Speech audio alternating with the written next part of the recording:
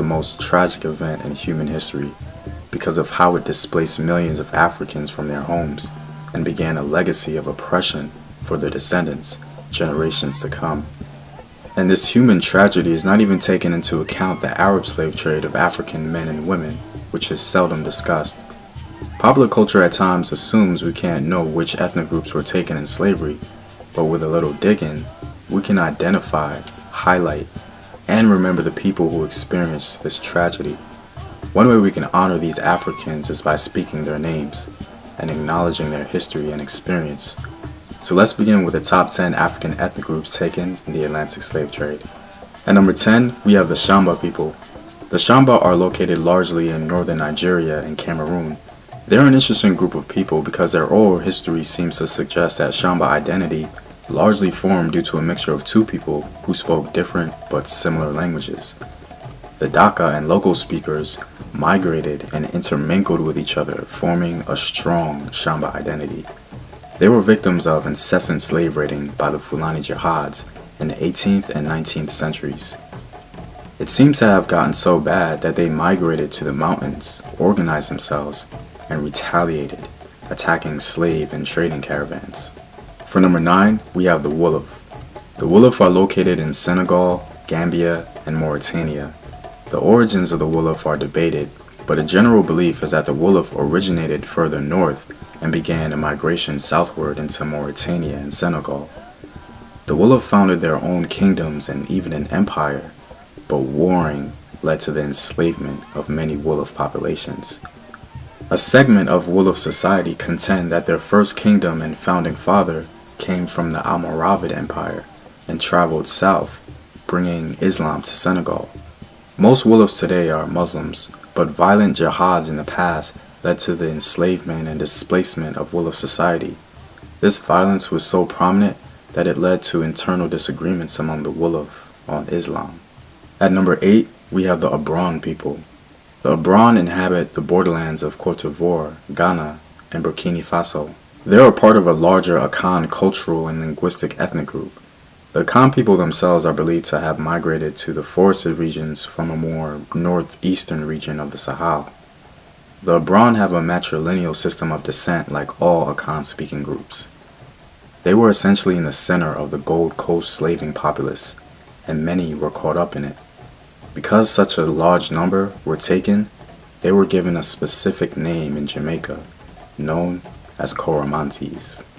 Coming in at number 7, we have the Fulani. The Fulani are one of the largest, if not the largest, ethnic group in West Africa. They take this title because they are dispersed amongst so many nations in West Africa and are even present in Eastern Africa. They can be found from Senegal all the way to the Central African Republic. The regions that they're most concentrated in is Senegal, Guinea, Mali, Niger, Nigeria, and Cameroon, and that's just the concentrated regions in which they are present. The origins of the Fulani are very hotly debated, but the most sound evidence points to their origin in North Africa. They are probably one of the original people in North Africa, due to some of the wall paintings that some scholars say point to their presence going all the way back to 6000 BC in Algeria. In fact, their history is very rich and full. They were well known throughout every region they inhabited and mixed with other ethnic groups.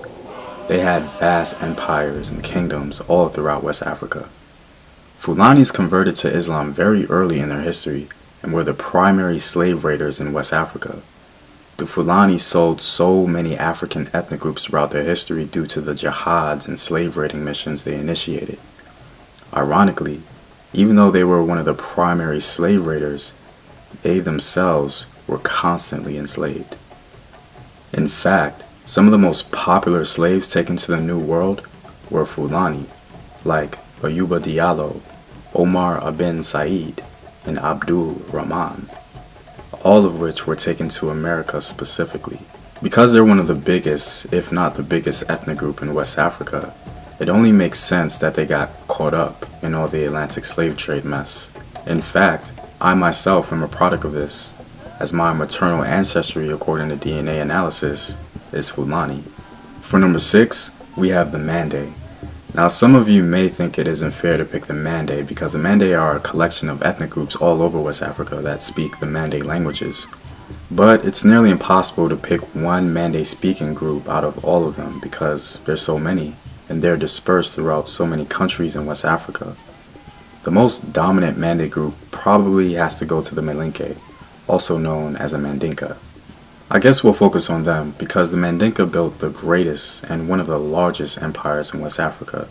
They influenced other ethnic groups culturally and linguistically, and they raided the coastline of West Africa, intermixing with coastline people. Even some Fulani themselves have Mandinka ancestry. The Mandinka were so prominent and popular that the term Mandingo, which is an English corruption of the word, became a popular reference for strong black men with many attributes. The origins of the Mande are said to be in the Sahara, further north. Archaeological evidence suggests that the Mande groups were the first producers of stone settlement civilizations in West Africa, where they built elaborate fortified structures in Mauritania. Mande culture was the most dominant in West Africa from around 1100 BC all the way to 1600. The Mandinka raided the coastline of West Africa, creating many hybrid kingdoms, all of which got caught up in the Atlantic slave trade. Coming in at number 5, we have the Fon people. The Fon people are the largest ethnic group in Benin, found particularly in its southern region.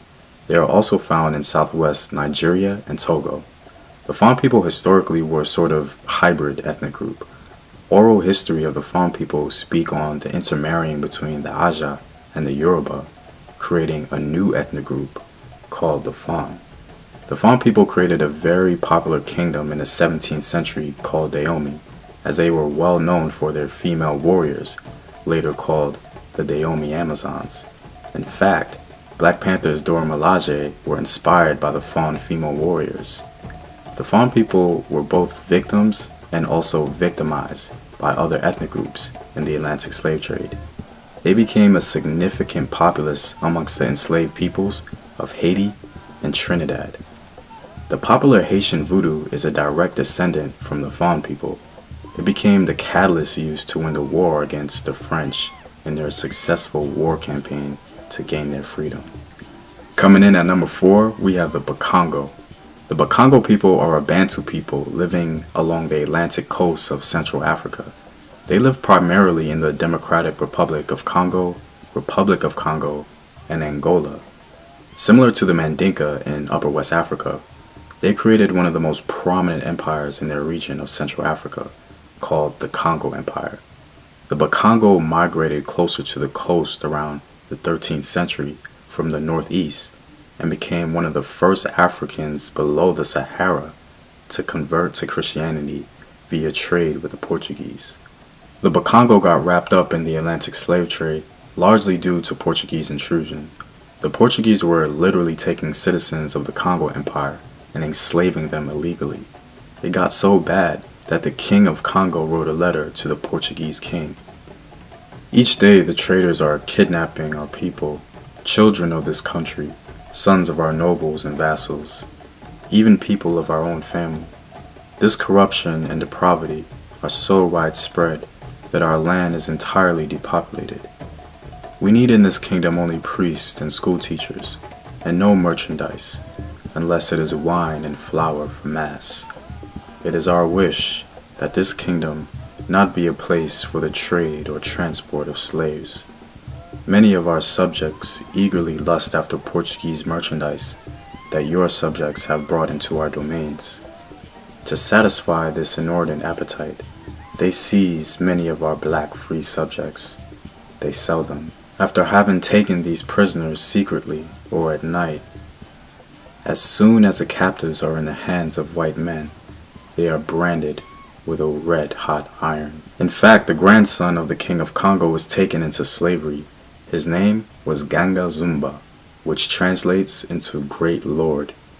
His mother, the Princess of Congo, led a battalion in the Battle of Mbwilla, but the Portuguese aligned with the African enemies of Congo, which included the notorious Mbangala, who were pretty much the Zulu of the region, and other African forces joined the fighting, numbering in the thousands. Due to the defeat at Mbwilla, her son was taken to Brazil as a slave. But Ganga, knowing who he was, refused to be a slave. He became the first leader of a massive runaway slave settlement in Brazil. Some even referenced it as a kingdom because it had a palace, guards, and ministers. Brazil, like much of South America, became a port of entry for many Bakongo people and was one of the main entry ports for most enslaved Africans in general. Many people don't know that most enslaved Africans went to South America and not the North. Breaking our top 3, we have the Igbo. The Igbo are an ethnic group native to present-day South Central and Southeastern Nigeria. The Igbo are one of the largest ethnic groups in Africa.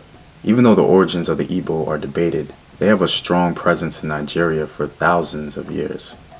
The Igbo got caught up in the Atlantic slave trade due to the Aro Confederacy. The Aro people had migrated to the region of Igbo land as a result of the demand for slaves and palm oil. The Aro Confederacy captured and enslaved Igbos and sold them to Europeans. Many of the slaves taken from the Bight of Biafra would have been Igbo. The slaves taken from the Bight of Biafra accounted for about 13% of all the slaves taken to the Americas.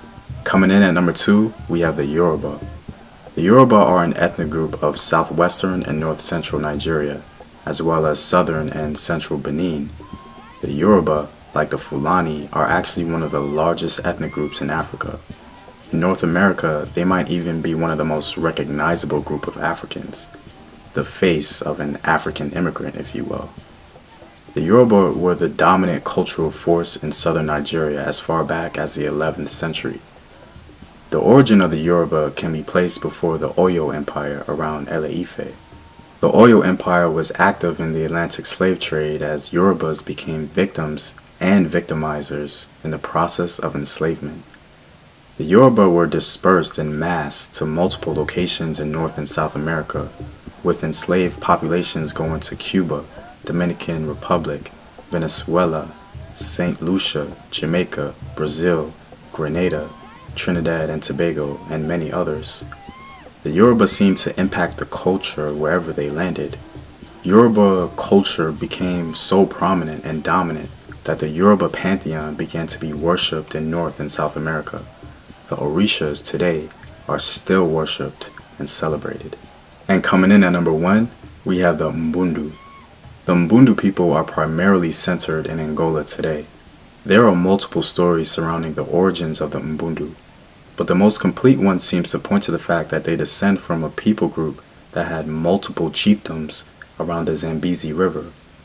According to the Atlas of the Atlantic Slave Trade, most enslaved Africans came from the region of Congo and Angola. These Africans were largely taken to Brazil, especially from Angola. The Mbundu had many kingdoms that were vassal states to the larger Congo Empire. Queen Nzinga was the most popular Mbundu queen from that region and had extensive interaction with the Portuguese. Because the demand for slaves was so high, the Congo Empire established slave raiding and perpetuated warfare with Mbundu kingdoms, enslaving many Mbundu people. The Portuguese themselves would align with the Mangala to enslave many Mbundu people. The presence of the Mbundu was so high in Brazil that they began to influence the culture itself. Most Mbundu slaves were war captives, so they developed their own martial art technique and brought it to Brazil. This Mbundu martial art was called Ngolo, and in Brazil it later became known as Capoeira. Capoeira is one of Brazil's biggest cultural indicators and a symbol of strong Mbundu presence in Brazil. Evidence of the mass amounts of Mbundu people taken in the slave trade is my own paternal ancestry, according to DNA analysis, which is Mbundu.